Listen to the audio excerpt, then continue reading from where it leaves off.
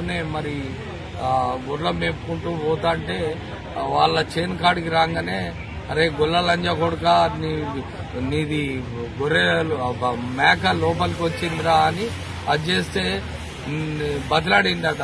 ఓ అసలు మీ దాంట్లో కూడా రాలే, మా దాంట్లో మేము ఉన్నాం అంటే ఇక సీరియస్ అయ్యి కట్టి అనుకుని ఏడబడతాడో పోతే కథం ఈ లింగయ్య యాదవ్ ఏం చేసిండు, స్లో తప్పి పడిపోతే ఇక వాళ్ళ అక్కడ ఉన్న వాళ్ళు వాళ్ళ కొడుకు వాళ్ళ కుటుంబ సభ్యులకు ఫోన్ చేస్తే వాళ్ళు వచ్చిండ్రు.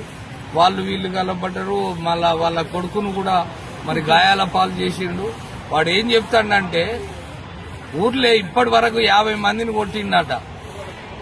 కానిస్టేబుల్ నుంచి డీజీపీ వరకు నాకు తెలుసు, ముఖ్యమంత్రి నుంచి ప్రధానమంత్రి వరకు నాకు అందరు చేయలేదు, మీరు ఏం చేయలేరురా గొల్ల లంజ కొడుకులారా అంటాడట. ఎంత దుర్మార్గం, ఎంత కండకావరం.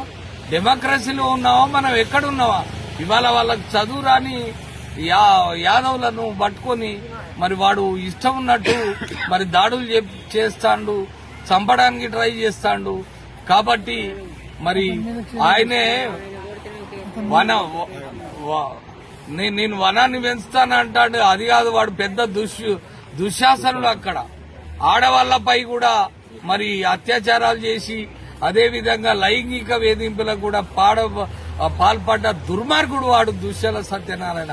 వాడిపై మరి ఎస్పీ కంప్లైంట్ కూడా జాతీయ యాదవ్ హక్కుల పోరాట సమితి, నేను జాతీయ అధ్యక్షుడిని, నా పేరు మేకల రాములు యాదవ్, మరి రాష్ట్ర ఉపాధ్యక్షుడు మరి జటగి వెంకట నరసన్న, మేమందరం కూడా మరి సూర్యాపేట ఎస్పీ గారి దగ్గరికి వెళ్లి మరి రిప్రజెంటేషన్ ఇచ్చి మరి దుశ్శాల సత్యనారాయణపై యాక్షన్ తీసుకోవాలి. లేకపోతే రాష్ట్రంలో ఉన్న 33 జిల్లాల యాదవులను ఏకం చేసి మరి ఎస్పీ ఆఫీస్ ముందా కలెక్టర్ ఆఫీస్ ముందా బాధితులతోటి నేను దీక్ష చేస్తా అని ఈ సందర్భంగా పత్రికా ముఖంగా నేను హెచ్చరిస్తున్నా. అరెస్ట్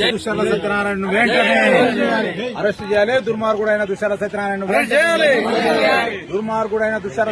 వెంటనే కామాంధుడిగా చెరిగిపోతున్న దుశ్శాల సత్యనారాయణ వెంటనే, అనేక మంది స్త్రీల జీవితాలు ఖరాబ్ చేసిన దుశ్శాల సత్యనారాయణ వెంటనే